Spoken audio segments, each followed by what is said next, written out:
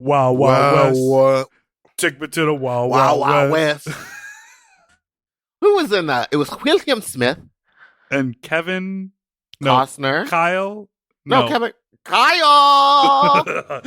Welcome, Foggalies, to another episode of Spooky Seconds.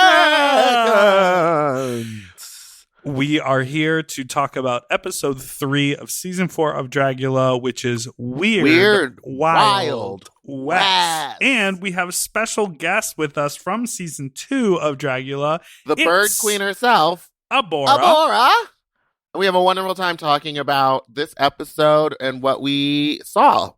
And if Mary Cherry could just talk longer on the show, that'd be great.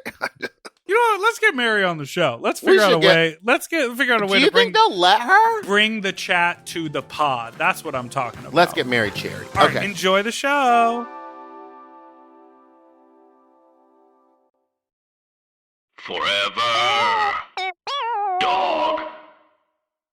When your first choice is a big old bus, you turn around and boom, you end up with us. Sloppy seconds. Oh, diva. Hello, Fuglies.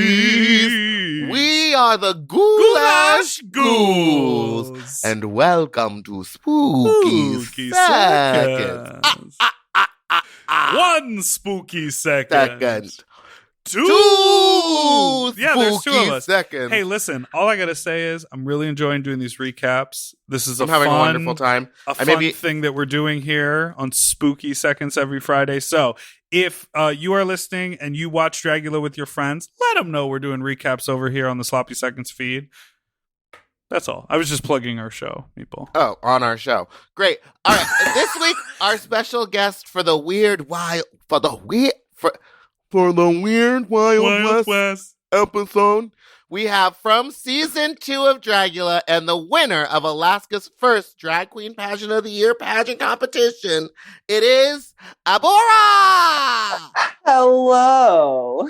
Hi. How are you? You're up and moving. I got to tell you, I've never had a guest pace like this. A gaze. Well, that's what we call a guest pace, is a gaze. It helps me gather my thoughts. For the record, I just want to state that I think that even though I'm under no contractual obligation to say so, I think that your impersonations of the Boulets are tasteless and horrible. Oh, well, I personally you're right. think they're wonderful. Do you have an impression? I feel like they have such. Don't make them do that. I feel like they have such a distinct voice that everyone has an impression of them. Well, my impression tends to go to their candor as opposed to like doing the Kermit thing, which I think is obvious.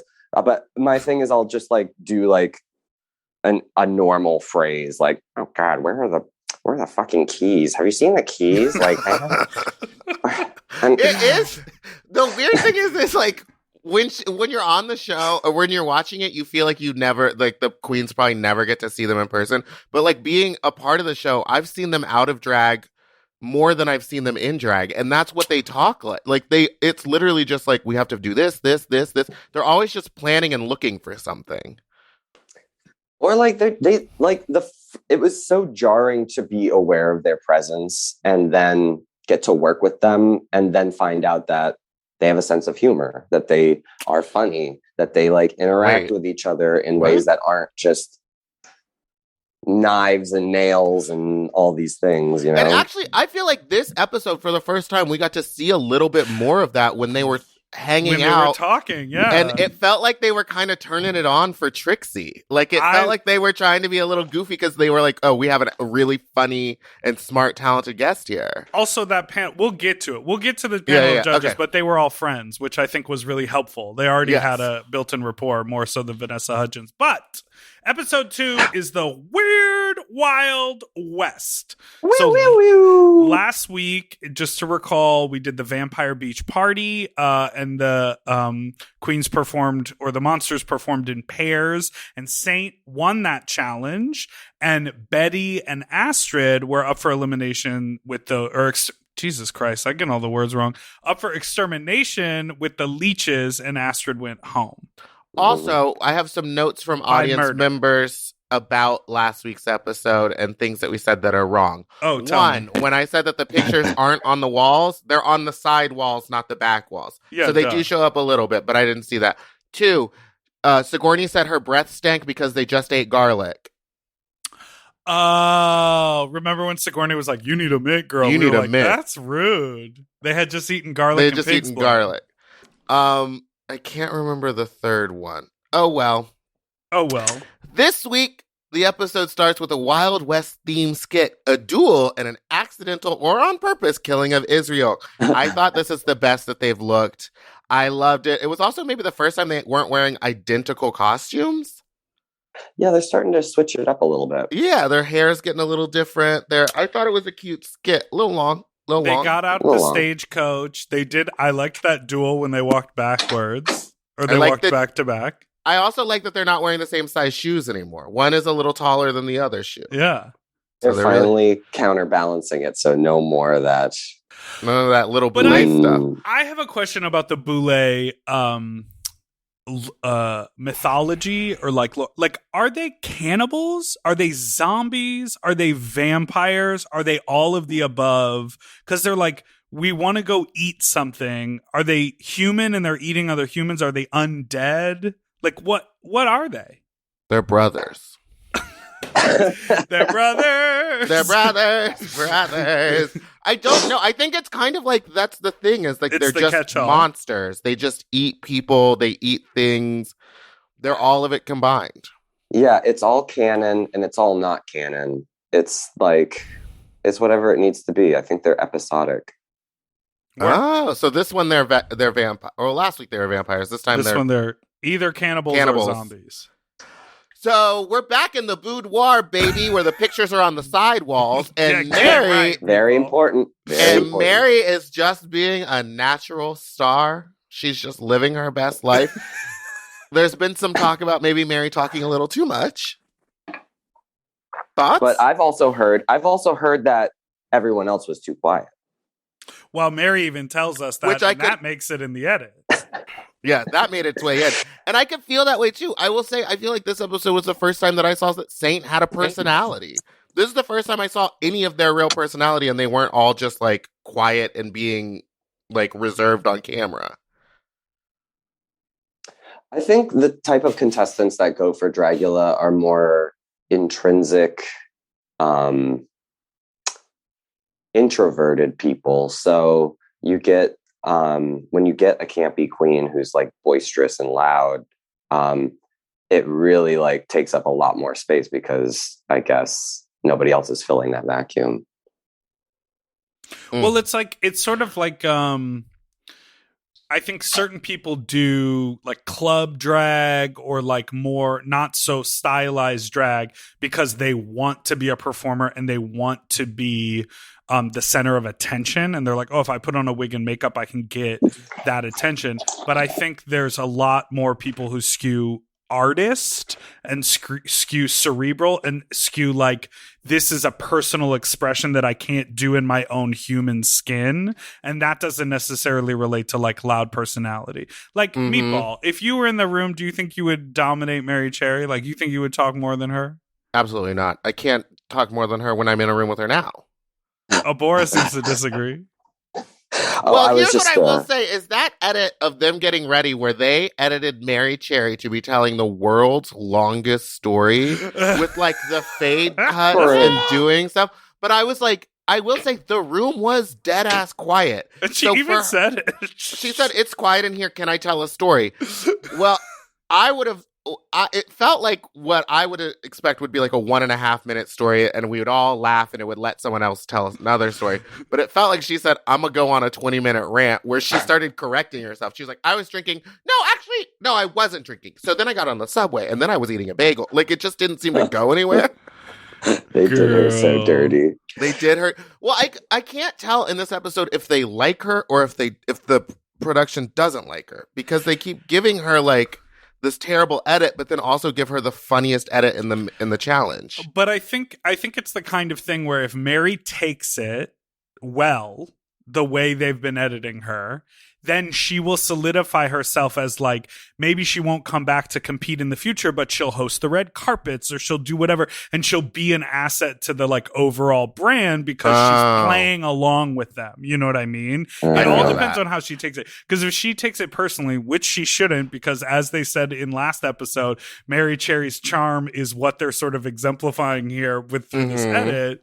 Like, I think people are falling in love with her because they're laughing with her and at her. I don't know. It's kind of a tricky spot to be in, right? Yeah.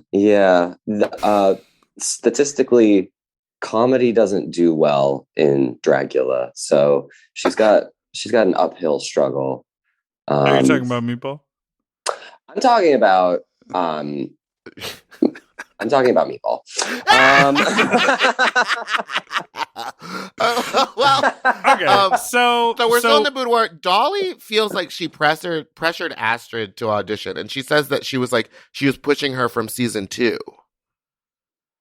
Do you feel like that's true? Do you know anything about their relationship? I know them very intimately, and Astrid has always second guessed herself. And Dahli has always been like so supportive, and I find this to be a true statement. I think that through Astrid's struggle to get on, what with her competing at the Boulay Ball or the what was it? The she had won their Halloween costume live. Yeah, she had won their live pageant. Right. So she thought she was in, she thought she was secure. But then she has this like duality of being insecure and second guesses herself and doesn't know what they want and cares too much what they want. But I also think that also stems from like, she's still really young. And she doesn't have the confidence because she hasn't been doing it for like 5 or 6 years to give the full like fuck everyone's opinion. Also, didn't she go to art school? In art school, everything you do is like for the approval of the teacher, and then so you get in that mind frame until you get out for a while. I never followed the instructions, and my teachers all loved my work. Shocking. Honestly, I couldn't believe that statement. All right, so they get the video message up on the main stage. Girl. No, that's a different show. Giddy up, girlies. For this week's challenge, they must conceptualize and create an original look inspired by the Weird Wild West comic book series, which have either of you heard of that before? Never. No, actually. Okay, well, it exists. And their looks need to combine horror, sci-fi, and Western ideas. And the little one makes it very clear that they want panache on the runway for the floor show. Or panache. They wanted silky. They said we want silky nutmeg ganache on this runway. Oh no, Abby went dark. Oh, my battery's low. Oh, Abhora. It's fine. It's fine. We're just getting started. Okay, well, let's take a break, and when we come back, we're gonna get into this floor show prep. Get you a charger.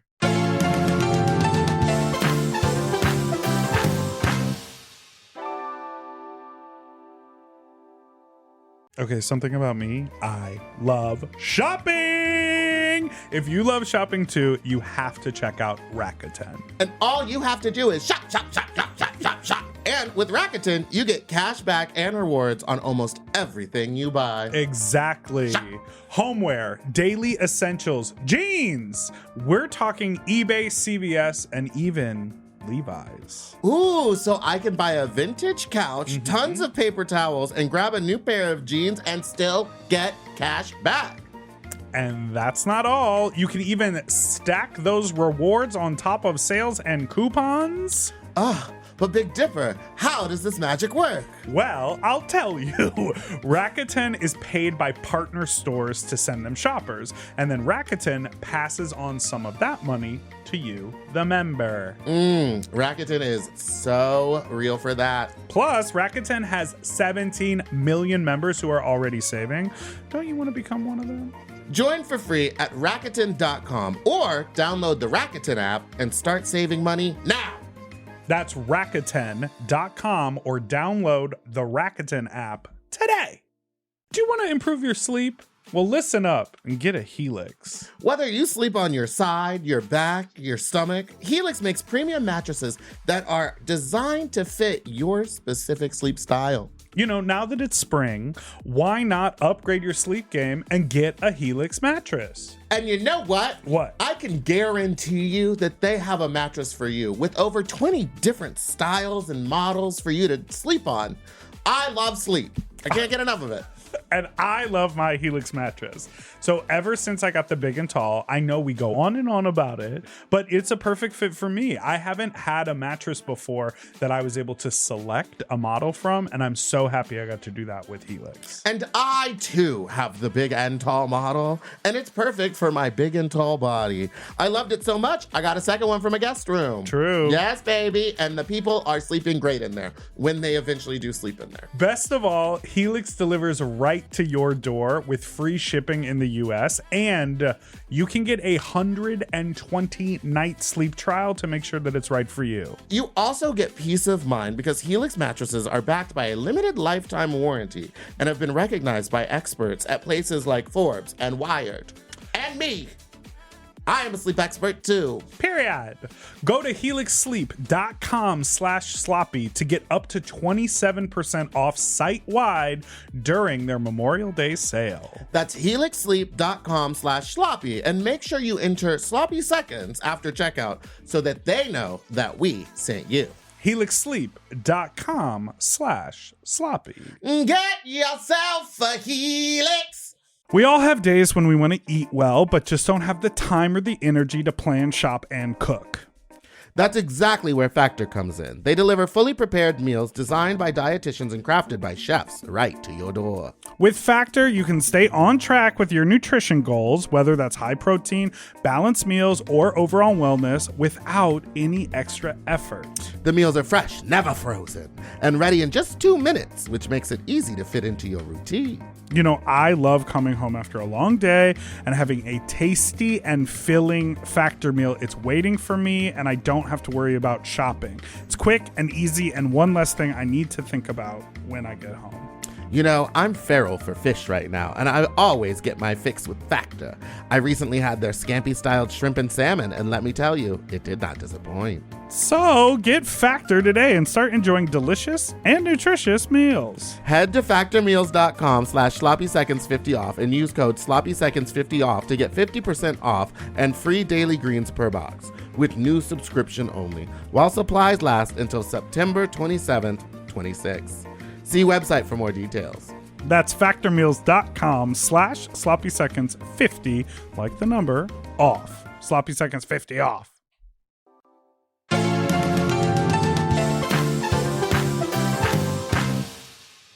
And we're back. There is no Fright Feet this week. Oh, yeah. I did notice that this episode was kind of short. Yeah. Did it feel short? No, this episode was long and it felt long. I think they just didn't do the Fright Feed because everyone did the extermination challenge, and that sort of took up the time for that. Plus, I think there was a lot of good judging with Trixie and Orville, so they wanted to include all that. But let's talk about some of the prep for the looks. Zavaleta talks about being really excited to share this inspiration from a Mexican perspective and like be dressed as revolutionary. Yeah. I thought that was really interesting that they were showing that side of her. And it was nice to see her break down in a way that wasn't like an attack at anybody, but like an emotional, personal moment. They really humanized her for me. Yeah, and it really set her story up for longevity on the show. Because, honey, week 1, you're a bitch. Week 2, you get a mini redemption, but you're still kind of a bitch. And week 3, they let you see all of the like trauma that you've endured to make you be that bitch. And now you're and endearing. Then you still are a bitch, but then it's good. Girl, she was still a bitch. But now we're rooting for your bitchiness. We were rooting for you. Dahli and Jade both grew up with horses, so they have a sense of like Western stuff. And Mary Cherry said, let me produce myself. I'm going to go sit over here and have Zavaleta come chit-chat with me. Mary Cherry said, no, bring the cameras over here. I want a 2-shot. Abhora, did you ever have that experience on your season when you were filming and you could tell you were like, we need better lights. I need to get this story going with bitch. We need to get our little redemption, and you sort of made yourself more available to the camera. Do you remember any moments like that? No, the exact opposite. They were coaching me. They were coaching me to resolve my issues with her, but I had not yet gotten past it. And every week they were like, please resolve this so that we can kick send one of you off, please. And I just, I didn't feel like it was natural or real. So I knew it would come across as phony. So I didn't resolve it until it felt right. I just don't understand Mary's. I get that she's upset that she continues to be safe. I think and Jade is having the same experience. I think they just want notes. They just want to know how to not be safe. But honestly, complaining about being safe, don't. It's not a cute look. Well, and it did not serve them later, which we'll find out about because we'll get to it. Yeah. Okay, and then how do you feel about Coco being like, I don't really like sci-fi. That's not my gig. This is the second episode where she's been like, I don't really do this. Yeah, you kind of have to, even if you feel that way, you can't say that. It doesn't make us root for you. Yeah, there's other positive ways that could just be like, yeah, when I got this, I really had to research it because I didn't want to fuck up. I don't like this, so I'm not really sure what I'm doing. And then the producers are like, all right, we need a button on this scene. So can you all ride each other and skip around in a circle? When those fucking idiots did that, I'm sorry. If one of those producers had asked me, Michael turned to me and he was like, you would be the one sitting in the back of the room being like, I'm not doing this on camera. I'm not going to do this. Come on. I think they did that naturally because I think they have. Come on. I think they did that naturally because they have this, camaraderie every season. Everyone's super playful. And I think they naturally did 3 circles around that table going giddy up and yeehaw? I think naturally Sigourney jumped on Dahli and then Zava decided to jump on Mary. Can I just say how fucked up toxic heteronormative culture is? Because when Sigourney jumped on Dahli, I was like, what a cute couple. That's literally what I thought. I was like, look at those 2 sexy people. Yeah, sexy. Isn't that crazy? I said I wish that was me. Water. I want to jump on Dahli. Dahli, if you're listening, I want you to hit me. What y'all think of Mary Cherry's blonde wig and her Mae West impression? Yeah, let's talk about that. I was very worried for her. Come see me up there, fellas, guys. It's not even a Mae West impression. It's an impression of Alaska doing Mae West on Drag Race. What is your, Abhora, what is your experience and understanding of Mae West? It is solely and primarily Alaska's impression.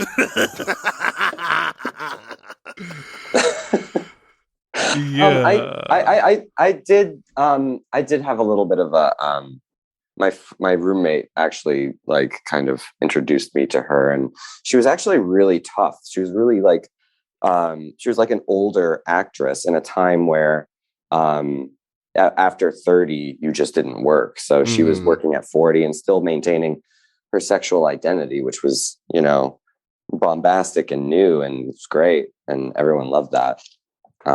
So she's an icon. And I will say that the inspiration for Mary Cherry's look, it was a really pretty look. It was the clean. one eye, the green skin. I said the look, not the. I guess sorry. The outfit, the construction of the garment was really nice, and I liked the glass beading. Yeah, it was very nice. It was very finished. So, do you think you know how to blow out candles with the flourish of your hand? I do this thing where I'll misdirect the light and I'll wave my hand and then just under the table I'll just fan it with my other hand. Really hard. Ooh. Oh, so you've been doing stunts and shenanigans from day one. Oh yeah, every birthday party, that's how I do it. I'm just like, ooh, 30. Oh, God. Wait, so I'm really curious because do shows really, I guess shows still do this. They still do the commercial break because we've talked about this. But yes, because eventually this will probably air on television. It's like in a couple years or something. And so they'll need. Oh, maybe on Logo. and go the Drag Race trajectory. Well, they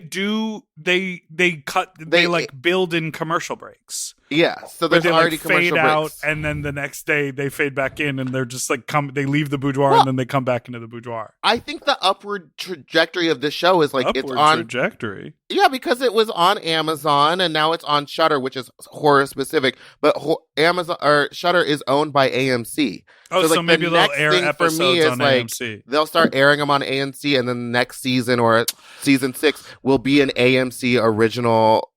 Which I didn't show. even realize totally connects to the idea that so often the challenges are like references to like classic horror films. So there is like such a bigger tie-in there to AMC and to Shudder. That's smart. Good That's for really them. smart. It's gonna it will be on a actual cable channel with real commercial breaks one day. You heard it here first. And then maybe someone will be like, hey, less on the skits and scats. Or like, maybe they'll get an acting coach. So then... Attention! The floor show is about to begin! Oh, so we're going to get this every fucking episode. We're going to get this every episode. Can you tell us about this drama moment? Oh my God. It is so overproduced. I think the first time that they did it, it was our Wild West challenge. And they said, all right, everybody, act like you're panicked and that you don't have enough time. And then just like all you get is this like phony soundbite of everyone like not really knowing how to like it never reads like real. And then like a second later, everyone has a full face of makeup and has a perfect look. Like I did appreciate Betty sort of scurried across the screen scared, and then Dahli was just laughing, which I loved. But Abhora, before we take our break, let me ask you, we have theorized that the boudoir set is in a totally different building, and that they film that there, and then when they're like almost ready, they transport them to the Globe, and then they can get in their full look and take the stage. Do you think the boudoir set is actually in the Globe Theater somewhere? I don't know how much I'm allowed to say, but I do believe it is in the Globe. Oh. Well, then why wouldn't they go back to the boudoir to have their after show conversations? Like after the floor show, go back to the boudoir. Like take us to a place that we know, not like the side stage. Yeah, that does seem a little disjointed. Because that means the whole time that they're sitting on the side stage chit-chatting, they're setting up the buffalo next to them. Yes, yeah. The floor show starts. No, we got to take a break. We're going to take a break. Oh my God. Perfect. I have to do another podcast. Are you alive today? I just feel like it's not. It's my first day where I'm like, I don't have 8 people staying in my house.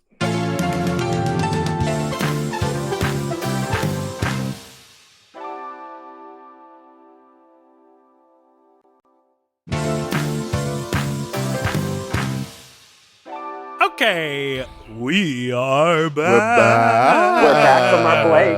From the we're back from our break.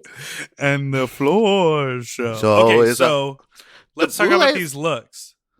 They model their looks in front of a ring of fire. What was the look? It wasn't Western, was it? No, it was like a dance costume, like a futuristic. Oh yeah, it was a leotard it was kind of with like an an alien spaceship leotard with like shoulder things. To me, it looked like a Hot Wheels ramp that had just been embellished. Oh my God. Oh no. Yeah, this was not last week's look was such a cunt turn. And also, why wouldn't they just wear those Western looks from the other thing? Because those were so good.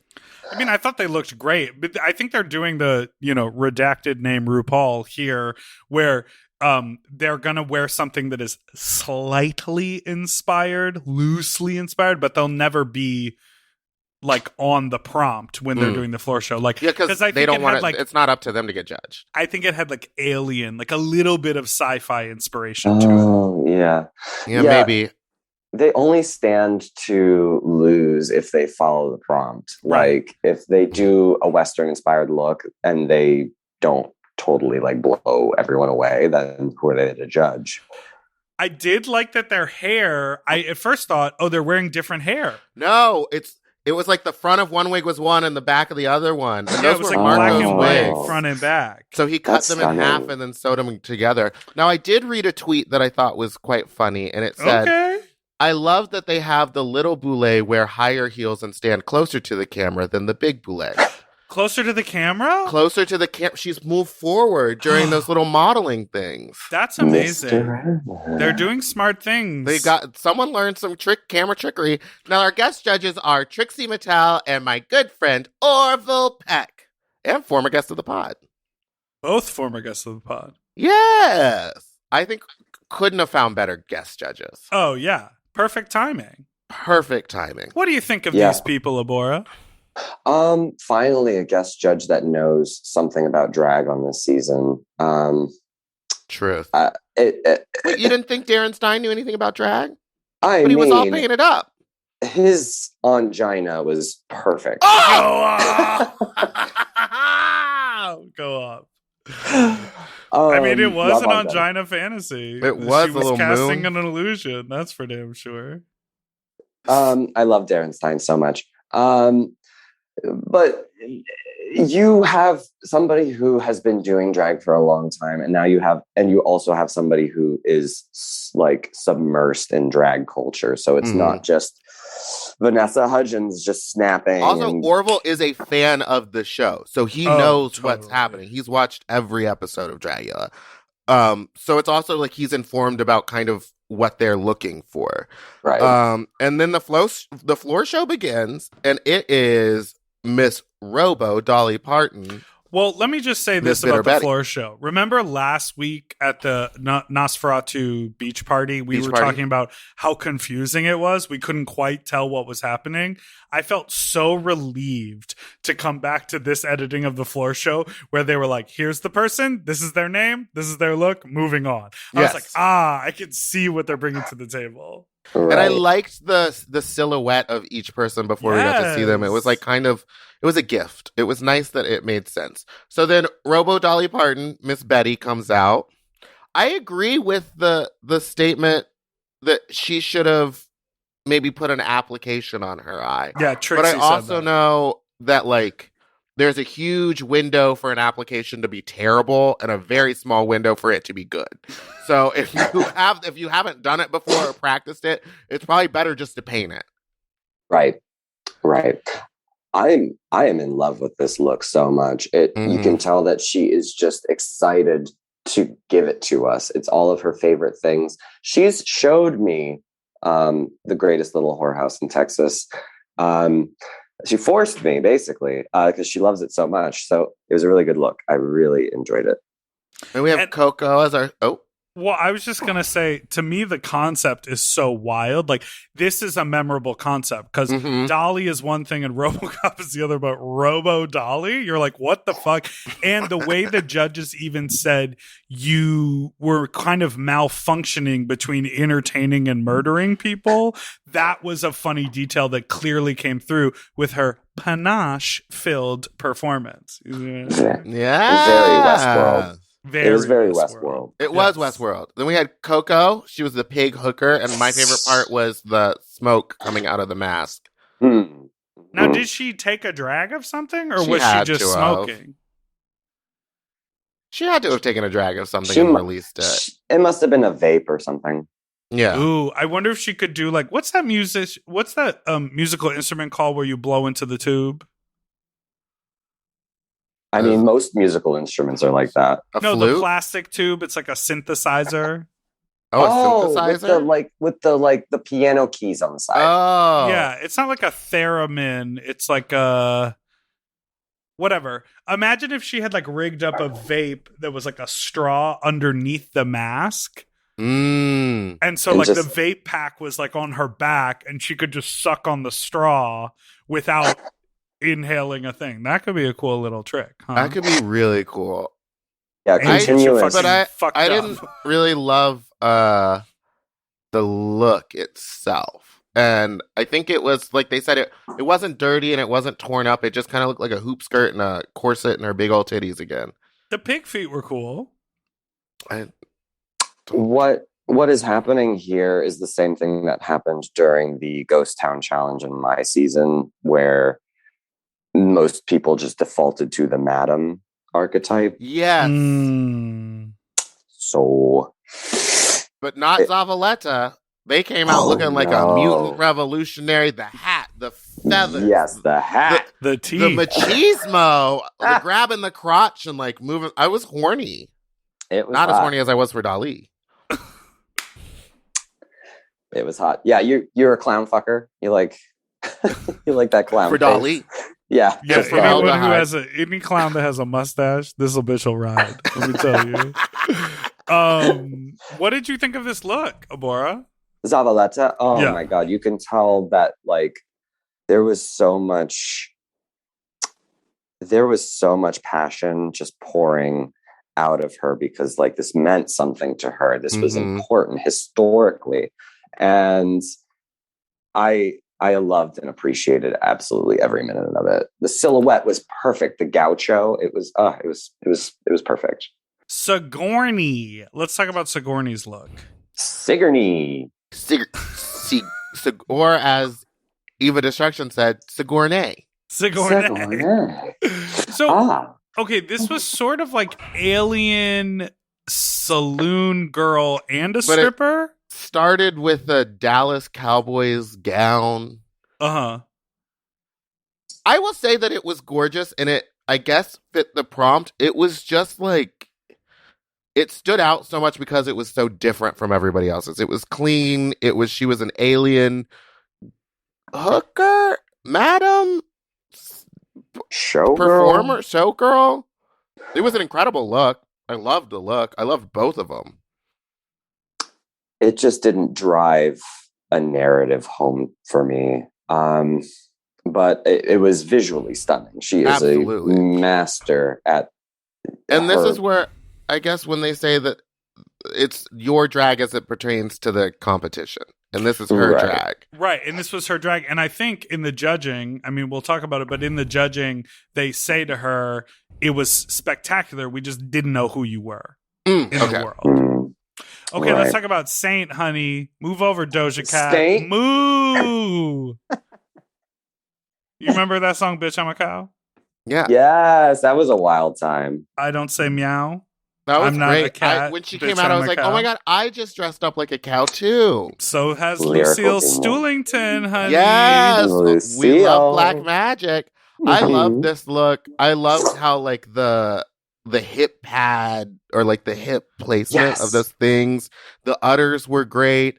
The mask was incredible, and how she blacked out the one eye where the spot was.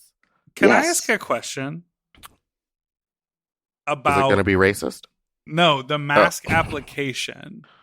Like down by her chin, it felt like it was like coming off, and I just didn't understand why she didn't do makeup the whole way down. Like, because the makeup she did was so good, and then the mask had this like, it looked like it was like lifting, like the paper. I think it was supposed to look like that. I didn't think it was lifting. I thought it was just. I thought it was like a hard plastic mask that she had cut to that shape around her mouth. Got it. I just don't know anything about that stuff, so I don't either. I don't wear that stuff.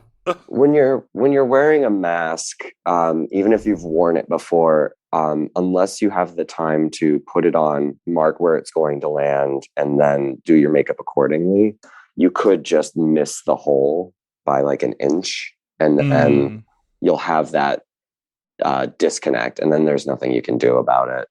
So you think that it was lifted? I didn't notice that detail. Okay. I'm trying to find a photo of it here. Hold on. But let's move on. Let's move on to Jade. She comes out as a brain-eating alien hunter. Uh-huh. She's like a cowboy, Glow. but for aliens. And I liked it. I loved the prop. The prop told me a story. It was like, I do this, I eat their brains, I lasso them up, I'm a wrangler, I am a cowboy of the aliens. Yeah. Concise. It was concise. It told a story. It was safe. It didn't do anything groundbreaking for me. What would you have done differently if you were Jade to like up that or make it closer to the thing? Because they're not giving her notes. Well, it's tough because she checked every box. Yeah. But there's just something missing. I don't know. Heart. Just like the excitement for it. I can just tell that this was an assignment to be completed. I see a different Jade than the Sanderson sister from 2 challenges ago. I see somebody who is trying to have fun with it. She knows she has to have fun with it to sell it, but I don't think she fully enjoyed this challenge. Well, now let's talk about someone who did enjoy this challenge, Dahli. Fuck me. Girl, you're like, put those 2 guns in my bus. Okay. Yeah. So intergalactic bounty hunter. This also to me had a little bit of like a Mad Max, like solo desert warrior type. Absolutely. Like, flying from planet to planet and they're all desert planet. I mean, this was just like, it was so dope. It was so well done. It looked like it could be in a fucking blockbuster movie. Like it just looked really high quality and really cool. I loved it. Because it's only available on VHS in the 90s. She brought the shit. How? I love Dolly so much. She was my dum-dum. But Me too. What did you hate about this, Abby? What did I hate? I loved the whole thing. I just, she's so fun and she just loves distressing things. Oh, give her some baby powder and a power sander and she's happy. She loves to make things look super old and I really enjoy watching her work. So that's my friend. Okay. And then Hoso with the jock all out in the cactus look. Did you clock? It was I'll have to go rewatch. Honey. It was in a jock strap. It was a cactus with a ding-a-ling. Oh. She said, ding-a-ling, don't get too close to my spike. You know what I'm saying? I liked it, but I also don't know if in the Weird Wild West, if there's like a living cactus thing, alien form. I didn't quite, to me, it didn't fit the Western thing. I feel like their cactus was a little too, like friendly, and it needed to be more like Venus flytrap, like menacing killer cactus. Yeah. But I loved the idea because it felt like no one else was going to do that idea. It looked like a Power Ranger villain. Yes. And I liked it. Wait, did we talk about Mary Cherry? I know we did. Well, we did earlier. So I mean, she was an alien brothel mother. But why did she have one eye? I don't know, because she wanted to be an alien with one eye. Was it a misstep? I would have preferred her take that anglerfish headdress and bring that bitch for a second time. Bring that flashlight back out and be like, I don't have one eye, I got one spotlight. Just because, girl, the eye, I mean, I do not do makeup, but the eye, I'll never tell. It was... Yeah, when she said one eye, I was like, "Oh, Mary's gonna do some sort of some sort of application or some latex covering of the eye, Cyclops thing." And it was she just kind of drew on black. But she is starting to paint her body, so she is upping the game in other ways. It just felt like it didn't need the eye. No, it did not. That was the thing for me. Or maybe she should have done 50 eyes. So she can watch all her girls. You know what I mean? Oh my God, yes! Just eyes everywhere. Like her whole head is eyes. I feel like that would have played a little better. Or she could have taken the hat off and it been like one eyes giant all over her head. all over her head. The anglerfish, one giant head underneath her Mae West hat. She's like, I've got my eyes on the you. Eyes have it. The eyes have it. Oh my God. Okay, so yeah, let's quickly talk about what the judges said to these people. Or do you have anything to say about Mary, Abhora? I think she's great.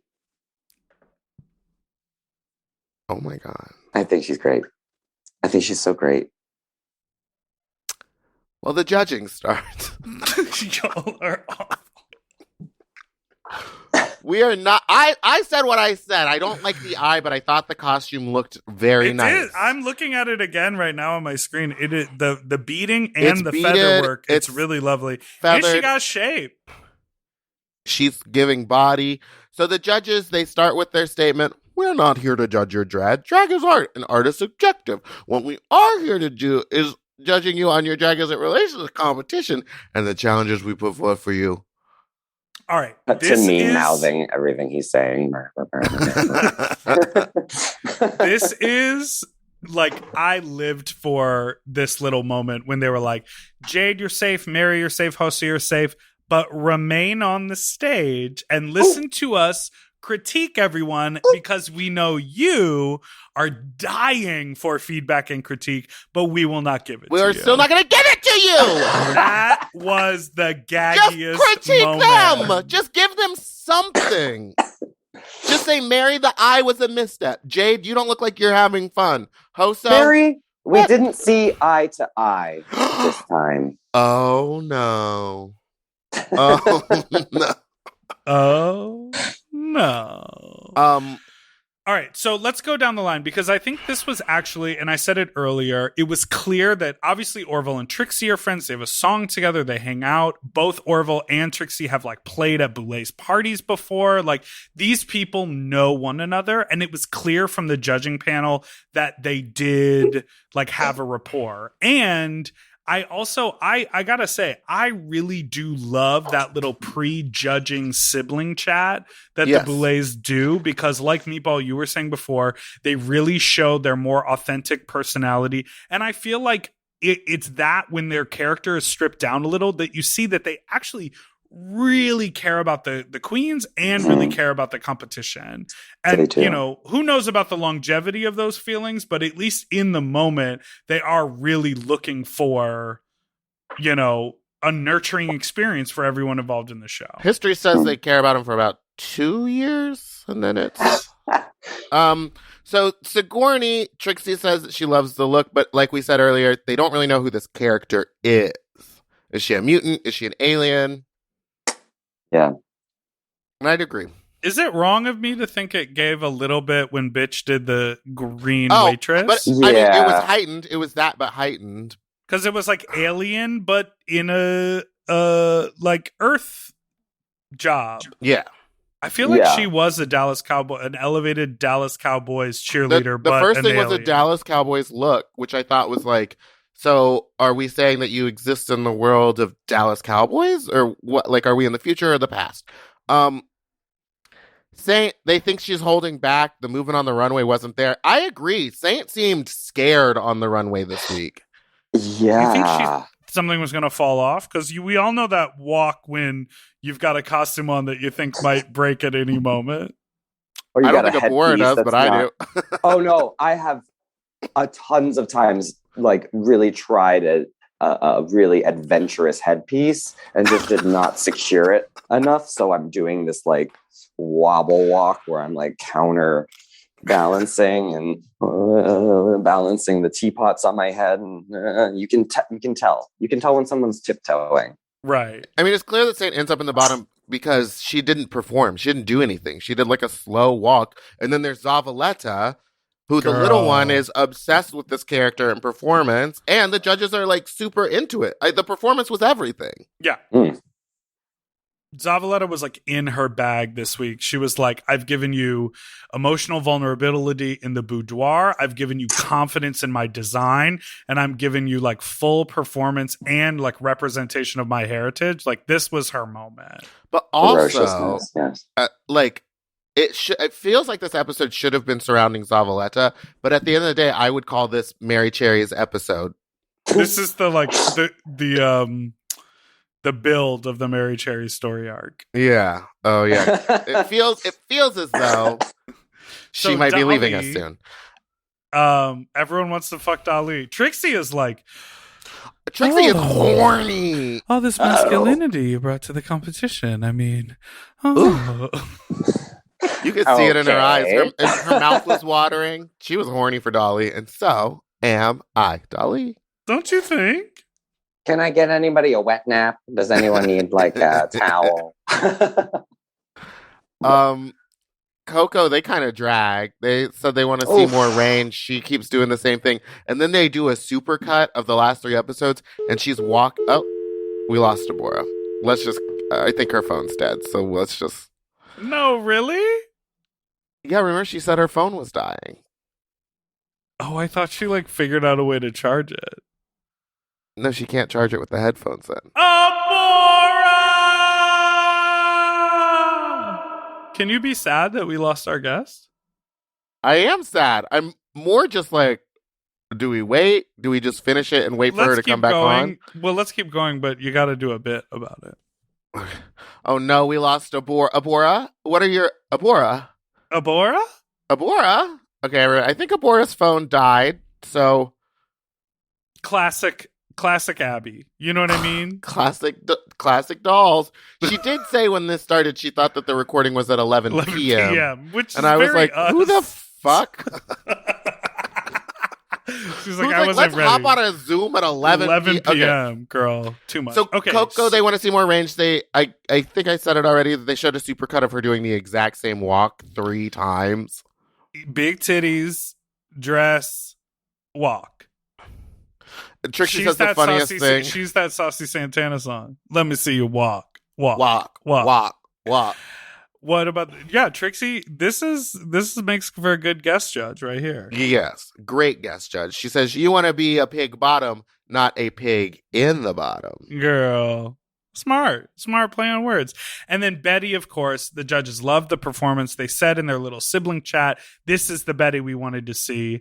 And then I love that like Trixie probably. Or maybe not. Maybe Betty moved to Chicago after Trixie was no longer doing gigs in Milwaukee and Chicago. Oh, I forgot. Because I was like, maybe they know one another. But then, well, also she used to get wigs from Betty. She used to get wigs from Betty. She knows Betty. Because I'm like, yes, you're doing the thing where you're meant to be a judge. But I'm like, leave Betty alone. You don't have to bring up the one negative critique, which is like maybe do an applique instead of the paint. But I don't think she was wrong because when she came out with that paint, I was just kind of like, yeah, you did that. But it was very reminiscent of Bob as a robot on Drag Race. But like she got dragged for it. But again, like I said, applications are hard. So that would be something that she would have had to have bought 2 of them, practiced with one before she got there, and just prayed that it was going to go on smooth. Yeah, you're right. But I think she might actually know how to do applications because she put on that bald cap flawlessly, and she has a full head of hair. Oh, and remember we talked about that last week, but she said the plan was for the bald cap to eventually come off, but it came off early when Jade and her were performing. She tweeted about this.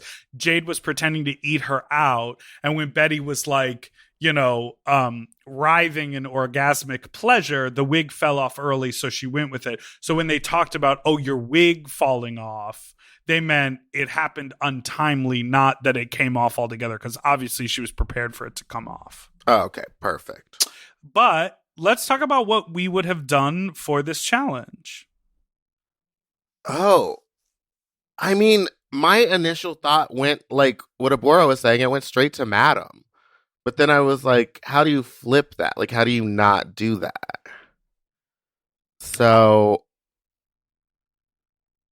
I would have been like a sexy cowgirl. Very innovative. Well, think about Wild Wild West, right? Will Smith. I'm just kidding. Think about the I'd be a big motor spider. No, think about the Wild West. Like, okay, the things that come to my mind, I'll list a few. A player piano. Oh, you could have been like one of those guys. You know how they wear the arm garters and the bartender with the thing and the saloon door moment? Right. Imagine this. Okay, this is a very high concept look, but imagine being like an amorphous, like a come to life sci-fi player piano. And you think about, the Tin Man in The Wizard of Oz when they like open up his torso and it's empty? What if you were to open up the torso and there was like, how player pianos work on a spinning wheel? What if there was like a spinning wheel inside your torso and you were playing your own like horror music and you had piano keys for fingers and teeth? And you were like a horrified, come to life, murderous player piano. That's gore, Wild West, and sci-fi, right? That's kind of it. That's good. Look. Yes, absolutely. I don't know how to do it, but I think it would be cool. That would be expensive, but there are people that could make that. I don't know. I probably would have gone the route of Sigourney, but like been dirtier and like half robot, like lower half of the jaw robotic. They love those lower jaw robots. Okay, well, let's take our break and we'll see if we can find Abhora. Back. Where is Abhora? She's in the Wild Wild West. Take it to the I thought you were going to say the West. Wild Wild waiting room. Okay.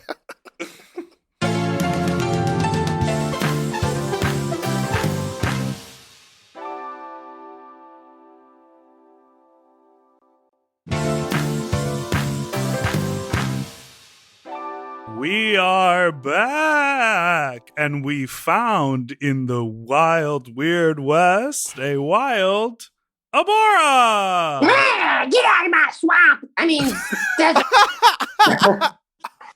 the bitch is back. Okay, so our winner of the challenge is, of course, Zavaleta. Yeah! And she wins $1,000 to Fright Rags. Do you know about Fright Rags? Yeah. I'm on their website right now. They have. Oh. Do you have a feeling about them, Abhora? Well, what if you don't like t-shirts? Yeah, it's t-shirts of like old movies. So there's like a Bela Lugosi as Dracula movie poster on a t-shirt.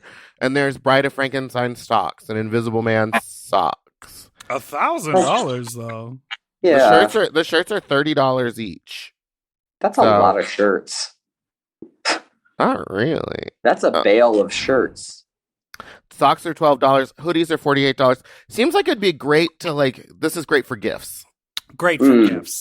Buy a bunch of things and hand them out. We're all ooky spooky now. We love gifts. Not for me, Gorge, but for you. I think you'd love these mummy socks, Gorge. Yeah.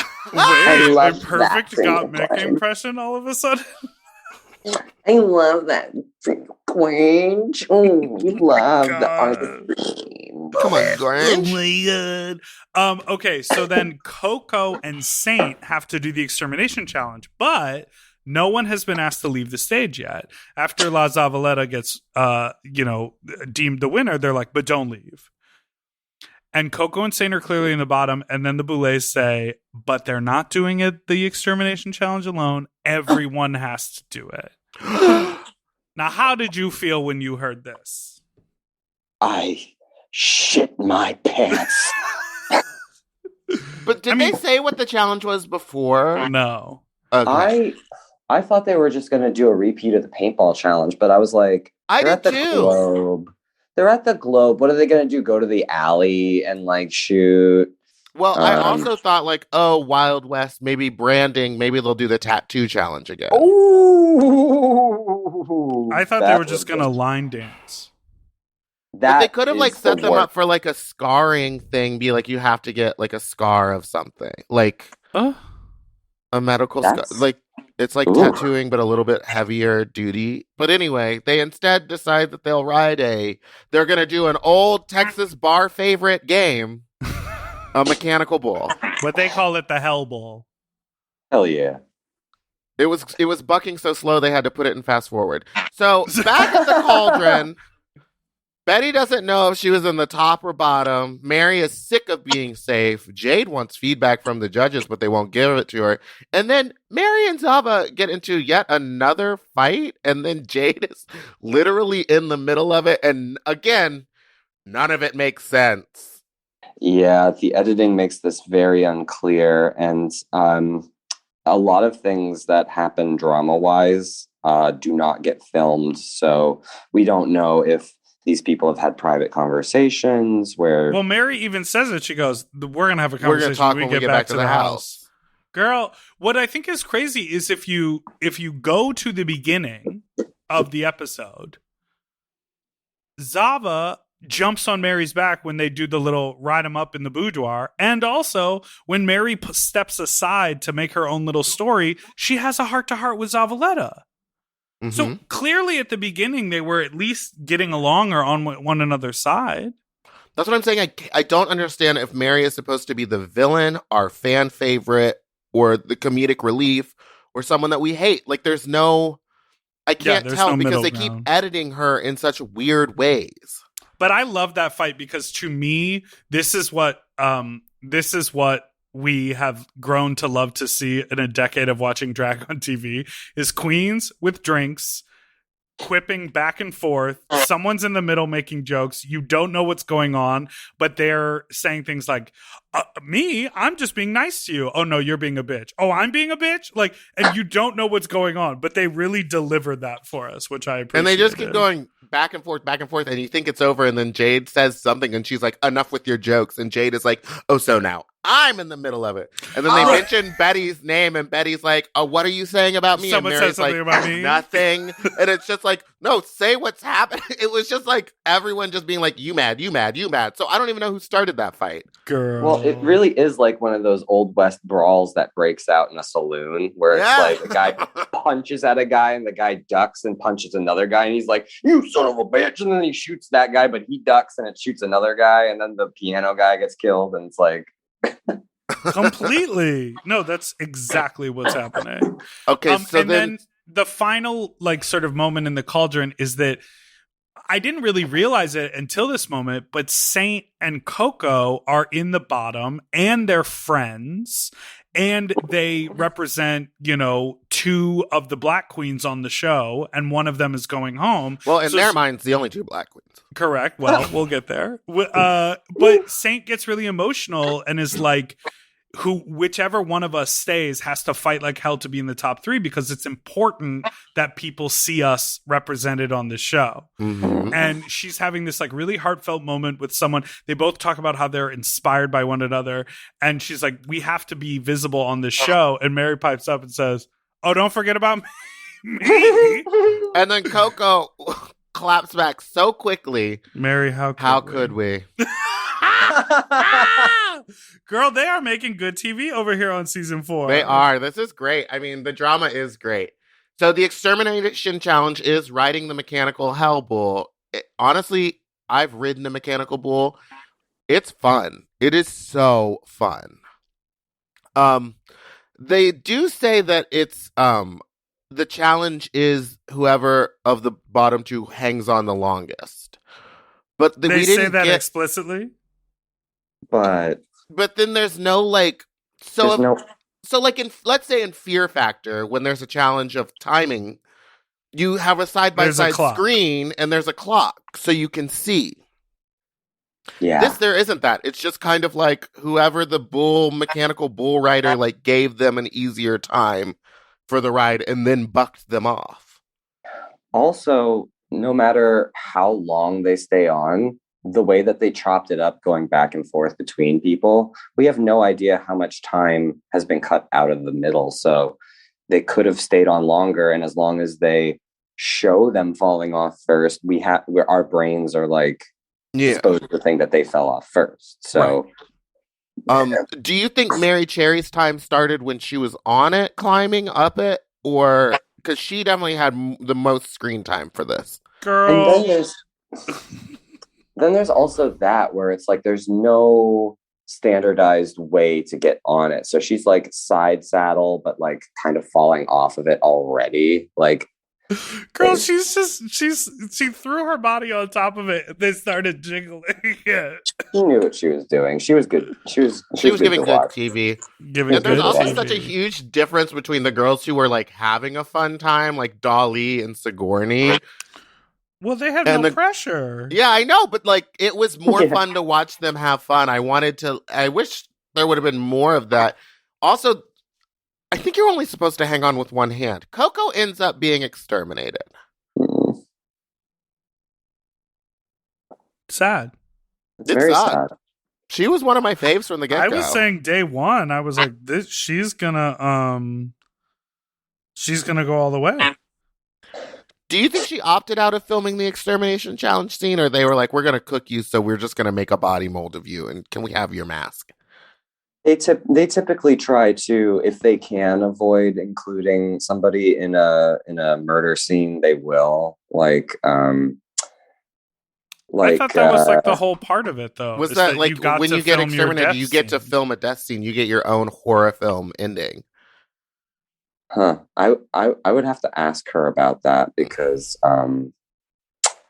yeah, that's like your last grand moment, right? So yeah, right. And then because even if like they could have had her like skipping along in the like, you know, nighttime in the little downtown western, and then they could have cornered her and they could have said something like, here, piggy, and then there could have been like a knife and then like a jump cut to like her body on the spit roast, right? Like they could have told that story. So it makes me think she maybe opted out. But this is my question. Oh, do you think that that's why their takes and the dialogue, it was so stilted and so long in between? Don't do that. Please don't do that. This is my question. To fill time. When they're eating, it looks like they're trying to feed Israel raw meat, but then she's cooked. Mama, she baked. No, she's cooked. She's fully cooked. And they're like, eat this raw meat. I'm like, okay, was there 2 deaths? Were they just so hungry they didn't let it cook all the way through? Yeah, and all the townspeople are dead. So are they eating the townspeople, or this one was real loose, open-ended, but you know, a lot of people find that charming, which I find incredible. But yeah, a lot of more questions than answers this time. Well, maybe we'll find out next week. Girl, these monsters keep dropping like flies. Well, yeah, one has to go home every week. It's crazy. Do you think there'll ever be a double elimination? Do you think that like 2 girls will do so poorly, but they'll just be like, send them both home? They do what they want. They did a double elimination that first season, lest you forget. Who? Lawrence and Xochitl. I don't even... Who? Are you a fan of the show? Yeah, I love the show. I've watched every single episode. I am a fan of the show! You were on the show? I think. If memory serves me correctly. How long? Doubts. I made it technically to top 4, if that's what we're going to call it. So a lovely third alternate. This is something that they did for our season that they didn't do for any other season is they had a fan favorite award, and they gave me $1,000 for being the fan favorite. What? Did you spend it at? They took it out. They took me and Vander out to lunch, and they said, "Congratulations, Vander," and then they handed me a check for $1,000, and then I paid for my lunch. All right, let's end the fucking show. God damn it. Goodbye, Fugly. And that arugula salad was the best arugula salad in Silver Lake history. Atwater Village. Goodbye, Fugly. Abhora, it was so awful to see you here. Where can people follow you on the internet for all of their bird nose spookiness? Oops. If you liked today's program and would like to follow me, my Instagram is at Abhora_rules. That's Abhora_rules. Oh, didn't it used to be Abhora sucks? Yes, but now I'm taking my mental health seriously. You better work, bitch. We love that journey for you. Yeah. Love that gurney for you, George. All right. Well, it was so Sigourney. We love that journey for you, Gorge. We listen, keep watching Shudder.com. Watch these episodes. We're gonna be back next week talking about episode 4 on Spooky Seconds. And this Tuesday's episode, it's just gonna be me and Meatball because we've got many 2 things months to of things that we have to catch up on. We haven't even talked about Carrot Top yet. No, we have not even done that. And that photo is so far down on my feed now. Well, time to die. Sing us out. Do it. things without you be much better. You don't care about God. You just care You about just money. care about money. You don't care about love. You just care about money. Die, die, die, die. All right, well, goodbye, Abhora. Thanks for joining us. Me. Sorry. All right. Bye. Well, bye. We'll talk to you Do I later. Yeah, Yeah. you can leave now. You gotta go. Okay. You gotta Bye. go, Meatballs. Doodle-doo-doo, forever dog. To listen to Sloppy Seconds ad-free and 1 day early, sign up for Forever Dog Plus at foreverdogpodcast.com/plus. Sloppy Seconds is produced by Forever Dog and Moguls of Media, a.k.a. Mom. Hosted by Big Dipper and Meatball. Music, editing, and sound design by William Pitts. Executive produced by Willem Belli, Alaska Thunderfuck, Joe Cilio, Brett Boehm, and Alex Ramsey. Our artwork was drawn by Christian Cimarroni. And our theme song was written by Mike Malarkey.